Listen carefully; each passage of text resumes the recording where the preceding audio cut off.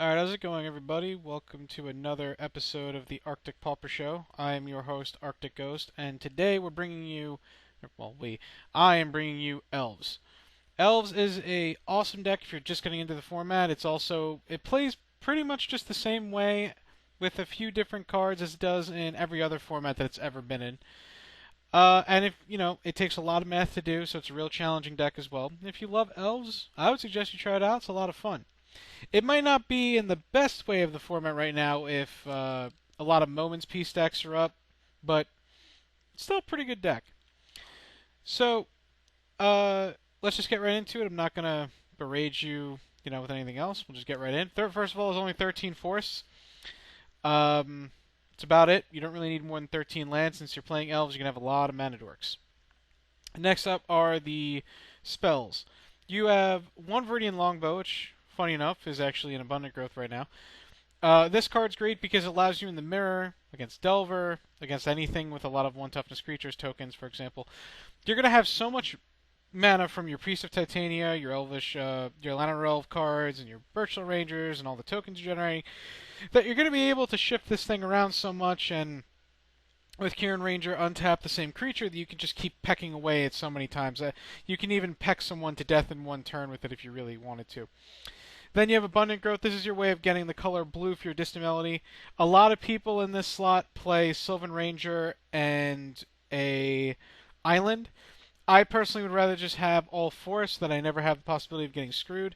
And also because I feel like cantripping is better than just having a 1/1 elf for 2 mana that gets a land out of your deck. I know, it thins your deck. But you have 13 lands. If you're drawing more than 3 or 4 lands and you haven't drawn a bunch of cards with Distant Melody, you're getting pretty unlucky and you just have to accept that. So I'm choosing to play Abundant Growth. I saw some other people playing it, so I chose to start playing it, and I think it's pretty good. Then you have Distant Melody. This is your big combo card. This is your big payoff card. When you have this or Birchland Rangers, you can get some blue. You're naturally going to draw at least, on average, I think I've drawn usually 5+ cards. Sometimes it can just be an overpriced concentrate. Sometimes it can just be a Harmonize or Concentrate or an overpriced Ancestral Recall. But still, drawing cards in this type of deck is really good.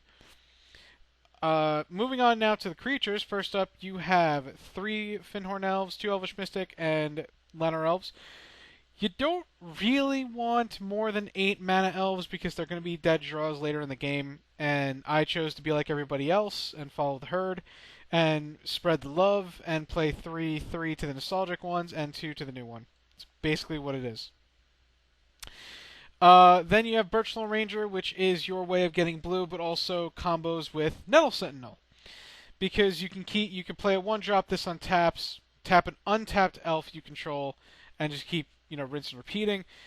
And also you can play it as a morph if you really want to, but that usually doesn't happen. Then you have Nettle Sentinel as your aggressive 1-drop. It's not actually the best creature in the deck, but it's great at being aggressive. Then you have Kieran Ranger. Kieran Ranger is the bread and butter to this deck. Being able to untap a creature, you can untap a Well-Wisher and gain some life.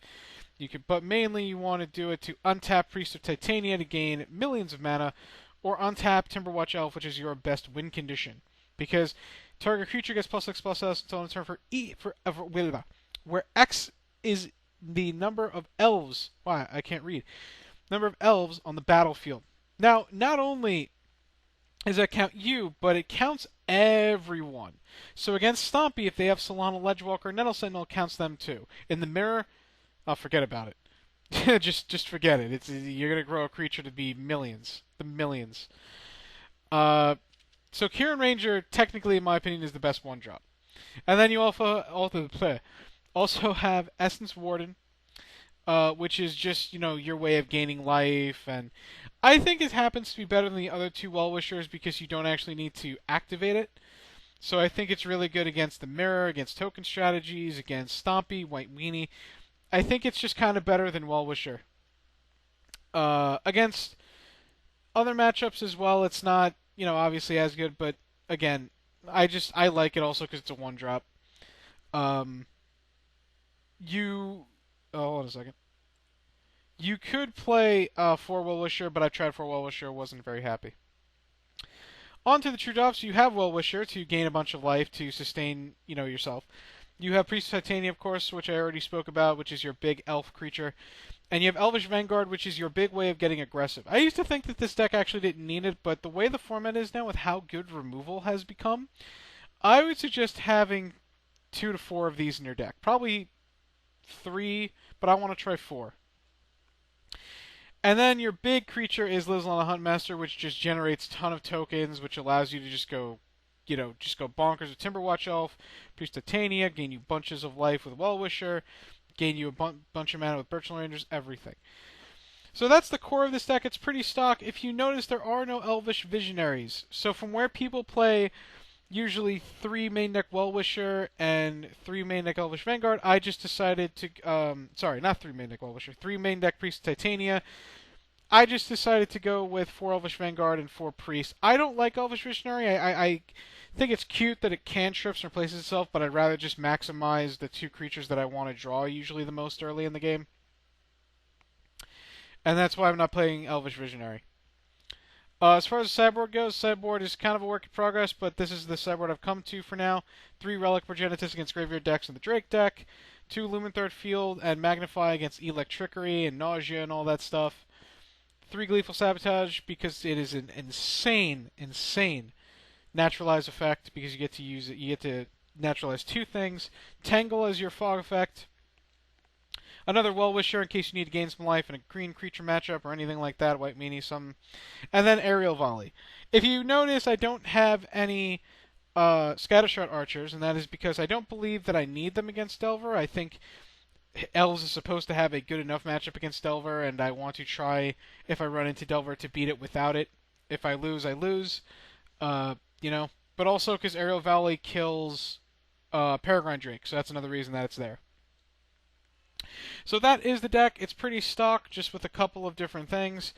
And, yeah, that's about it. So I'm going to take it through a league, and we'll see what happens. And see you then. Thanks for watching.